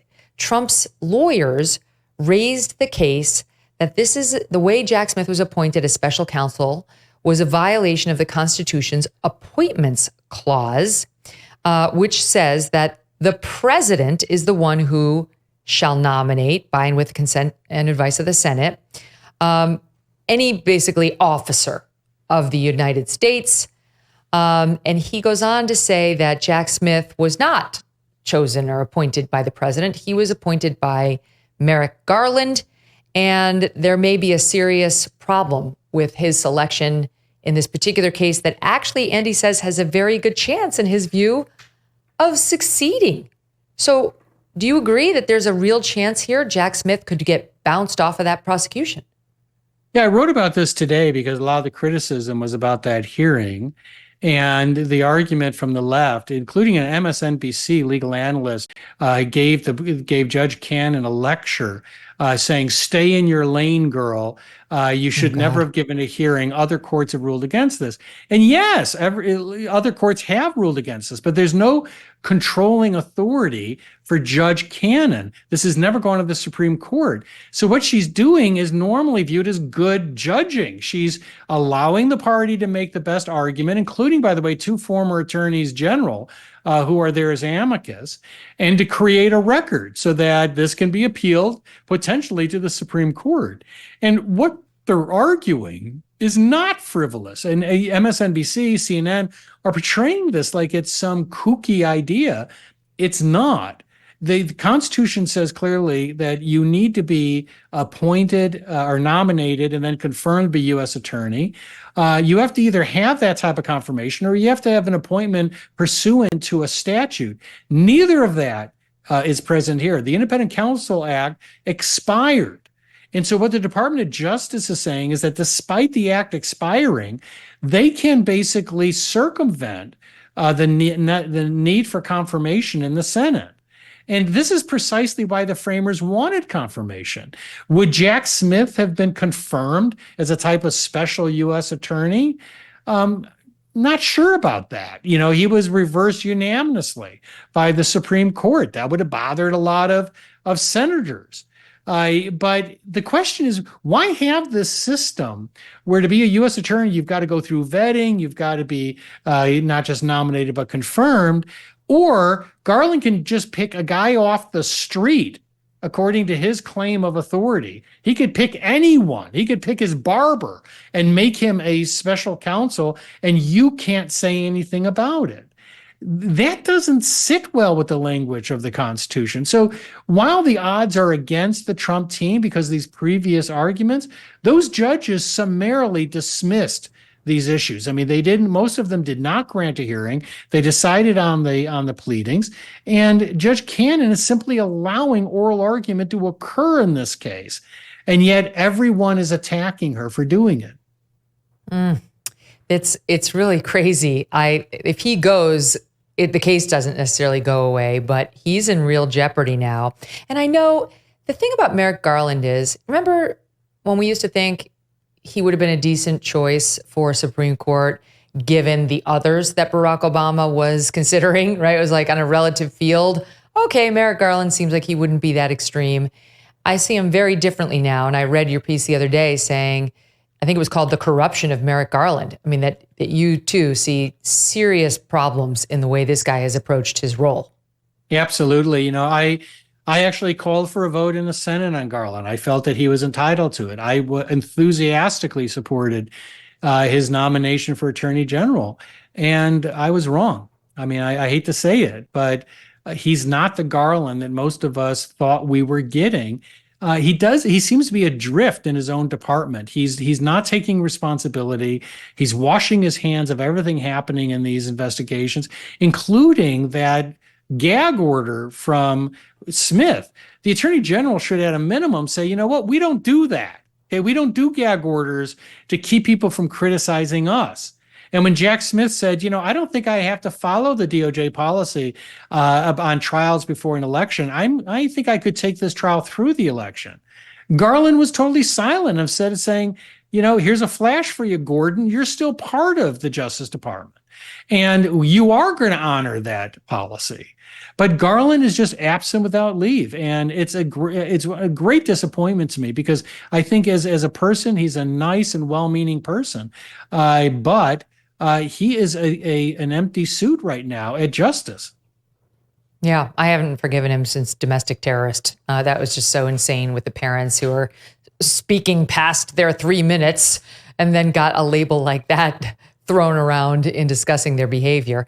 One of the things that you point out in the book, and I love this, is how the trickiest examples, as it always has been, are the ones that muck up people's clear views of free speech. And there's been no better example of that over the past few years than January 6th, which just inflames tempers and incites the left, in particular, anybody who has a dissenting viewpoint on it. Well, in the news this week is a soundbite of Nancy Pelosi. And I found this very fascinating because she, in the soundbite, is taking responsibility for not having secured the Capitol. And we know this because a Republican-controlled House subcommittee obtained the footage recorded by her daughter, Alexandra Pelosi, on January 6, 2021. And per that now GOP-controlled committee, the January 6th Select Committee had this same footage, but did not release it publicly. Here's the soundbite. We have responsibility, Terry. We did not have any accountability for what was going on there, and we should have. This is ridiculous. You're going to ask me in the middle of the thing when they've already breached the inaugural stuff that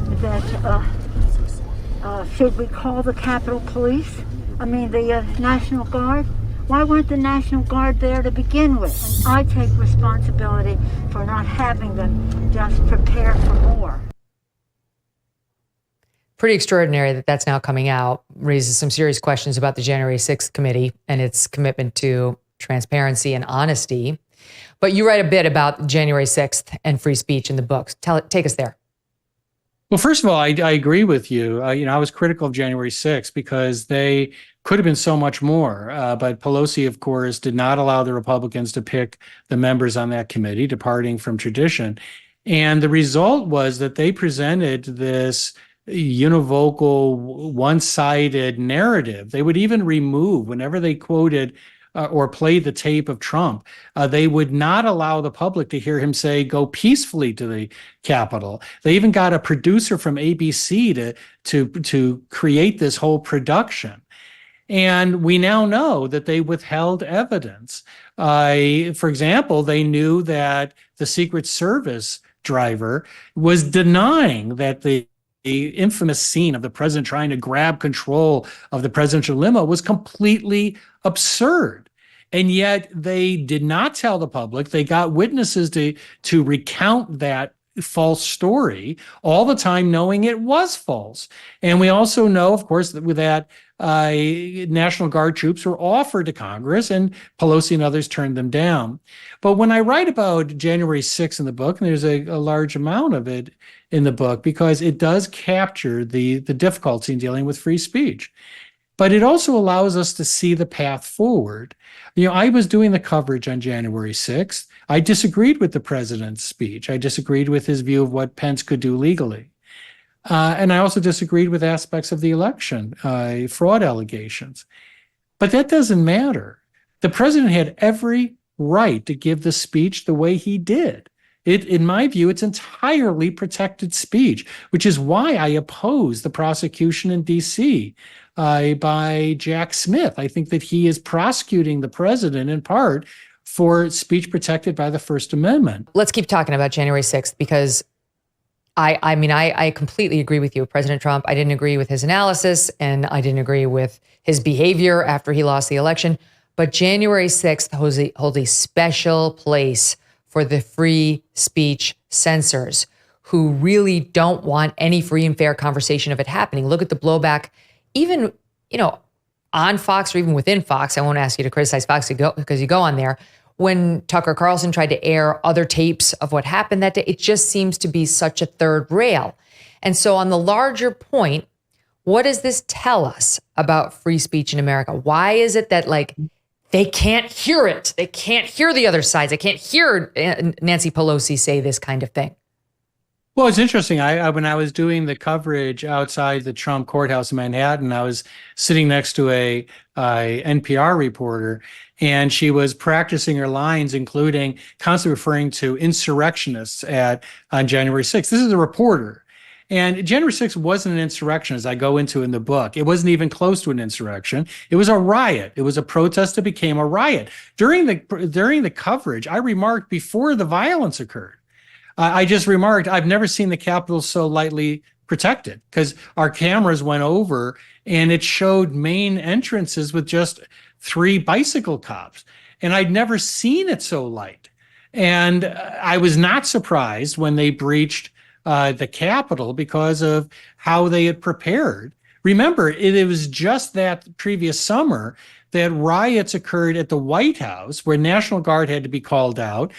There were more law enforcement injured outside the White House than there was on January 6th. And yet they didn't put up the fencing used at the White House until after the riot was over. And so what the book says is, look, punish people who committed property damage. Punish them for their conduct, not for their speech. That's the line of difference. Now, sure, speech can be a crime sometimes. If you have a conspiracy to commit a crime, that's speech. But you have to establish the crime itself. And so, for example, they use seditious conspiracy, which is something that I argue in the book we should just take off the books entirely. It should not be a crime. We've had a sedition addiction in this country since the founding of the Republic, and it punishes speech. Seditious conspiracy is another way of saying to obstruct a proceeding, but they charge these people with that crime. So charge them with it.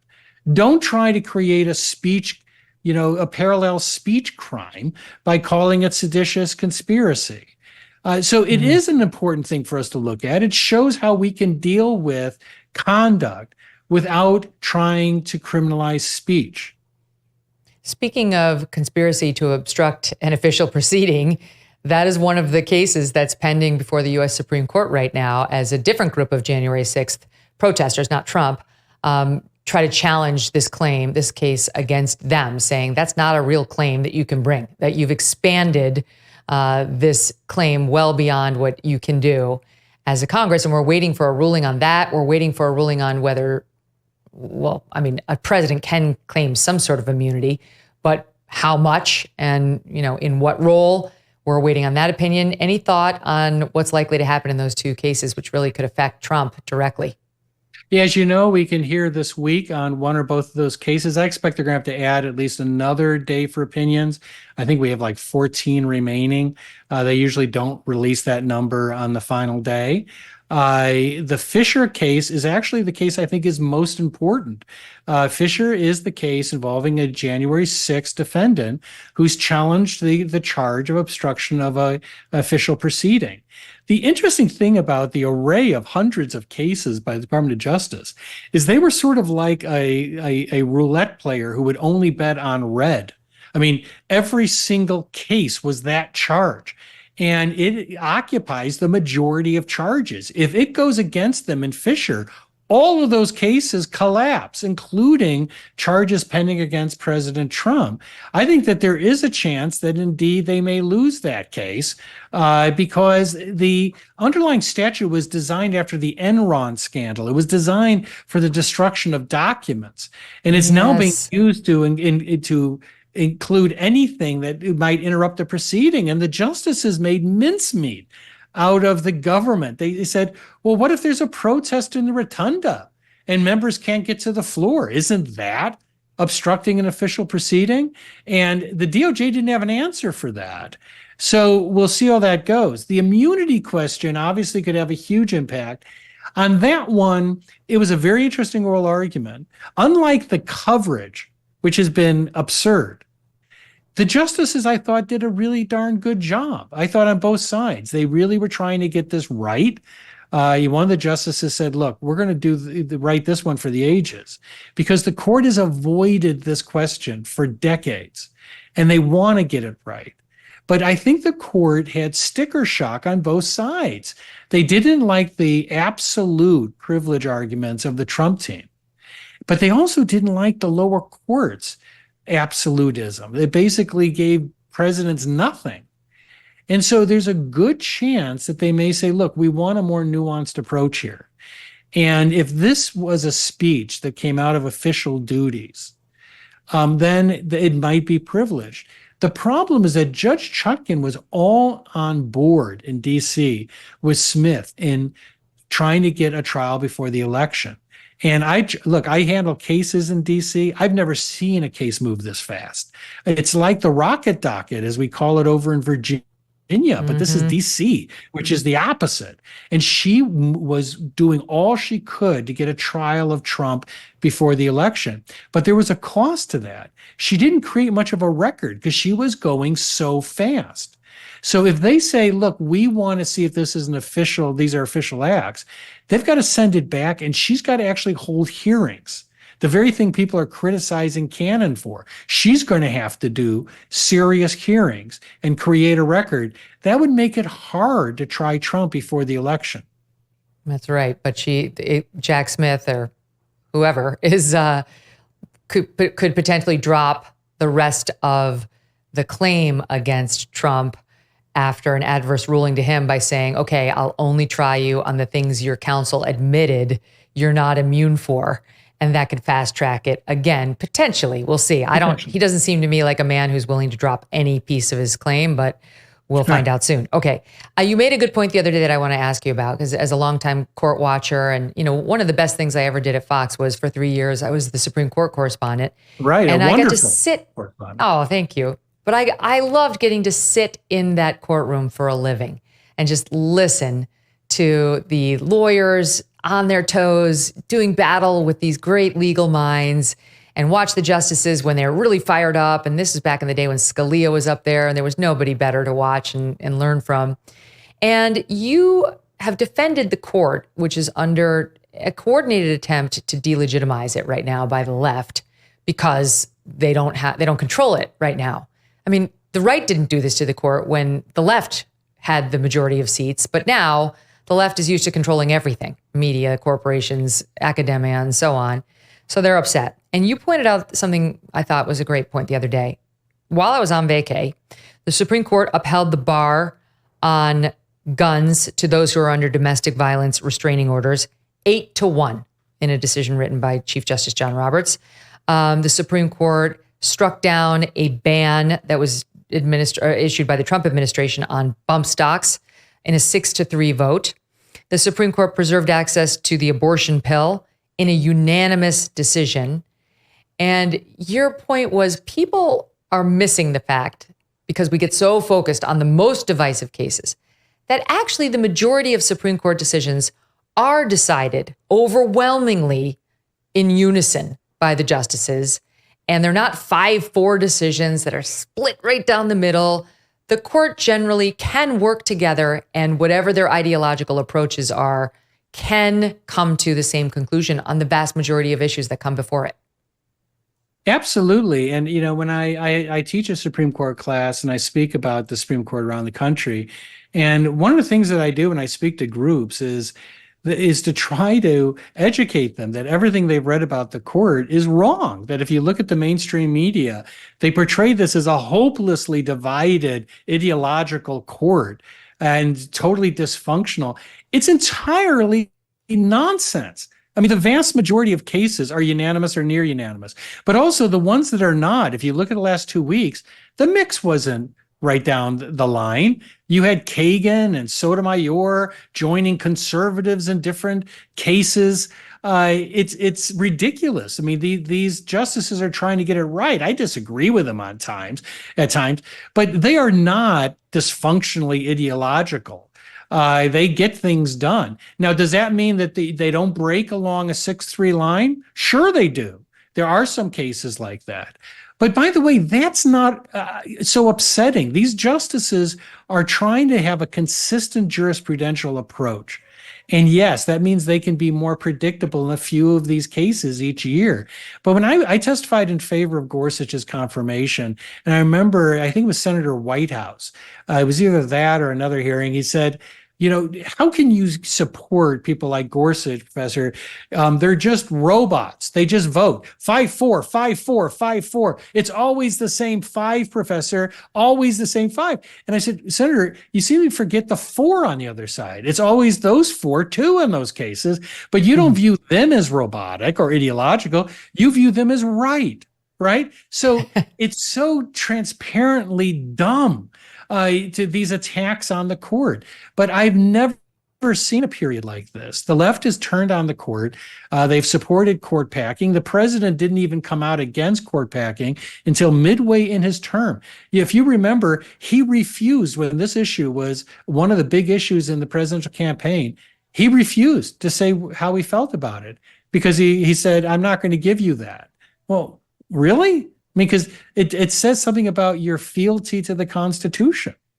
Mm-hmm. They turned on the court because they no longer control it, and they turned on free speech. The ACLU used to be known as a leftist group, a left-wing group that most Democrats supported and donated to, and they fought for free speech no matter what the issue was. They thought the KKK had the right to go out there and say what it wanted to say, and only now is everything getting redefined. That's why this book is very important. I mean, it's genuinely important. It's called The Indispensable Right, Free Speech in an Age of Rage. I misspoke earlier. It's actually available right now. The Wall Street Journal calls it a learned and bracing book, rigorously detailed and unfailingly even-handed. That describes you too, Jonathan Turley. Thank you very saying, much. Ultimately, though, despite the grim recounting of the assaults on free speech, yours is ultimately a buoyant book. It is buoyant. I think they've nailed you. Learned, bracing, rigorously detailed, unfailingly even-handed, and despite some grimness on recounting the problems, ultimately buoyant. That's you. Yes, unfortunately, as I've gained weight with age, I'm too buoyant. But the book cannot be used for life-saving purposes in water situations. But I do recommend it otherwise. Definitely. I loved every minute of it. It's great to see you again. Thanks so much for coming on. I hope to see you again soon. Thank you, Megyn. Great to see you too. All right. Don't forget, Indispensable, The Indispensable Right, Free Speech in an Age of Rage. We'll be back tomorrow with Howard Bloom on his new book about the Brian Kohlberger case and those Idaho murders. This is his first big interview here in the podcast lane, and he's getting, the Daily Mail, everybody's trying to rip copies of this book, not rip like criticize, rip it before it's out because they wanted to steal it off the back of a truck so they'd get the first previews. You'll hear about it in detail for the first time here when Howard joins us tomorrow. Don't miss that.